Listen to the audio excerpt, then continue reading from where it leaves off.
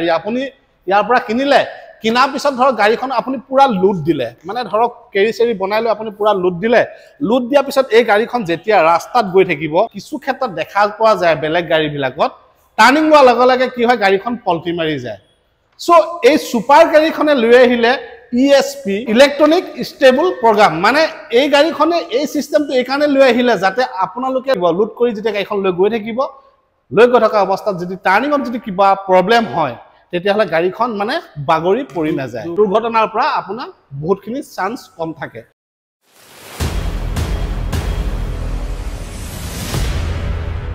so এই কাৰণে মই আজি এই গাড়ীখন আপোনালোকক দেখাব বিচাৰিছো আৰু এই গাড়ীখনৰ প্ৰাইচটো কিমান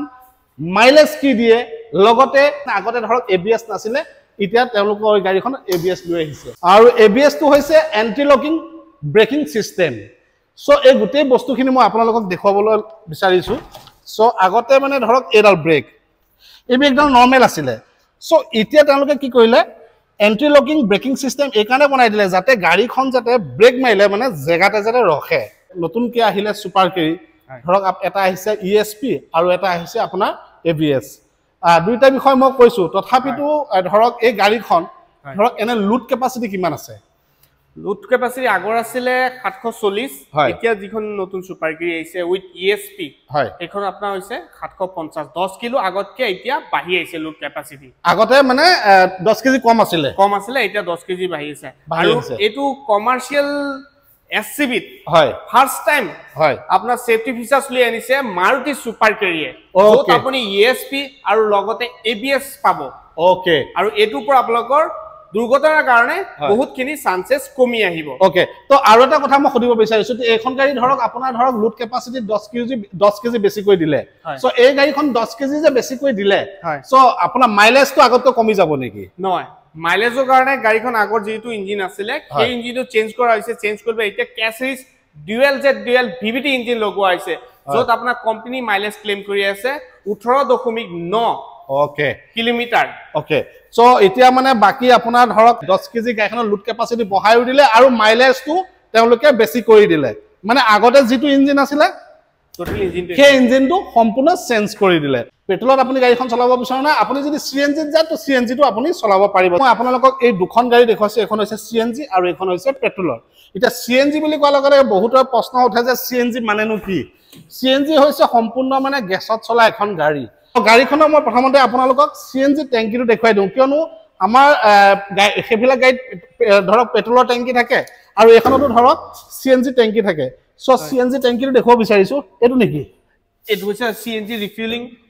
ৰিফিলিংৰ হেইটো আৰু এটো হৈছে পেট্ৰলো আছে ইয়াত 5 লিটাৰ পেট্ৰলৰ এডিশনাল আছে ইমাৰ্জেন্সি চলিবৰ কাৰণে এটো হৈছে CNG টেংকিটো ওকে এইটো CNG দুটা আছে টেংকি দেখুৱাই দিছো দেখিছানে এইটো আপোনাৰ ধৰক CNG টেংকি বগা দুটা আছে ওকে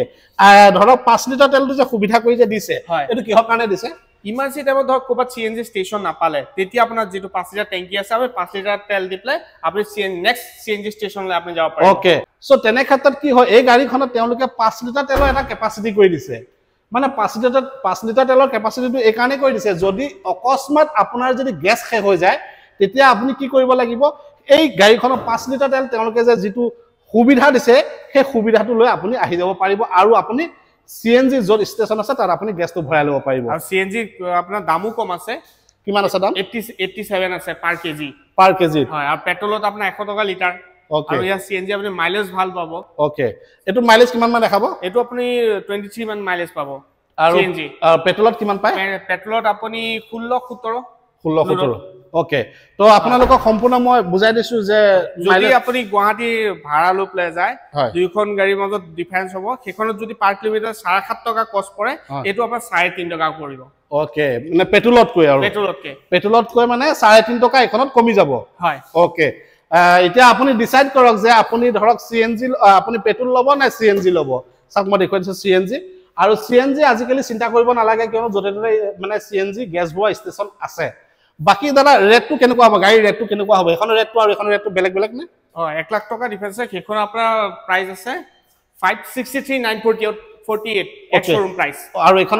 1 লাখ টকা বেছি আছে এখন 1 লাখ টকা বেছি আছে ওকে মানে CNG গাড়ীখনৰ ৰেটটো বেছি হে মানে পেট্ৰলতকৈ যদি আপুনি ধৰক 663,948 এখন ওকে মানে ধৰক আপুনি পেট্ৰলৰ গাড়ীখন যদি ল'ব যদি যায় প্ৰাইচটো কিমান বুলি ক'লে 563,948 আৰু এখনৰ 663,948 মানে ডাইৰেক্ট মানে 1 লাখ টকা ডিফাৰেন্স এক্সৰুমত ওকে বাকি আপোনালোকৰ ধৰক গাড়ীখনৰ ফিচাৰ সব একে এখনতো ESP আহিছে ABS আছে আৰু এখনতো ধৰক ESP আছে আৰু লগতে আপোনাৰ ধৰক ABS আছে সো দুইখন গাড়ীতে ধুনিয়া ফিচাৰ্স লৈ আহিছে আৰু দুইটা ফিচাৰ্সে আপোনালোকে দুইখন গাড়ীতে পাই যাব বাকি এটা ধৰক ডাউন পেমেন্ট কিমান দিব লাগিব ডাউন পেমেন্ট এখনৰ পেট্ৰলখন আপুনি মিনিমাম 1.10 ত আৰমত ওলাই যাবগে হয় আৰু এখনত মোটামুটি 1.30 বা 1.40 ত ওলাই যাবগে CNG খন 1.40 ত হয় ওকে এখন 1.20 আৰু এখন 1.40 কিন্তু প্ৰফাইলৰ ওপৰত ডিপেন্ড কৰি ওকে প্ৰফাইলটোৰ ওপৰত ডিপেন্ড কৰিব হয় হয় যদি আপোনাৰ প্ৰফাইল ভাল তেতিয়ালে 1,20,000 টকা ডাউন পেমেন্টত আপুনি ধৰক অল ডকুমেন্ট ট্ৰান্সফাৰ কৰি আপোনাৰ নামত ধৰক উঠাই পেলাই আপোনালোকে গাড়ীখন ল'ব পাৰিব আৰু যদি আপোনাৰ ধৰক 1.5 লাখ টকা যদি দিয়ে CNG খন ল'ব পাৰিব তোকে 1,20,000 আনে 1.5 লাখ টকা আনে এটো আপোনালোকে ডিসাইড কৰিব আপোনালোকে দাদাক কন্টাক্ট কৰিব স্ক্ৰিনত নাম্বাৰটো আহি আছে ধৰক ঘৰতে নিবনুৱা হৈ আছে আপুনি ব্যৱসায় এটা বিচাৰি আছে ভাবিছে মই গাড়ী এখন চলাই পৰিয়ালটো পোহপাল দিম তেতিয়া হলে আপোনালোকে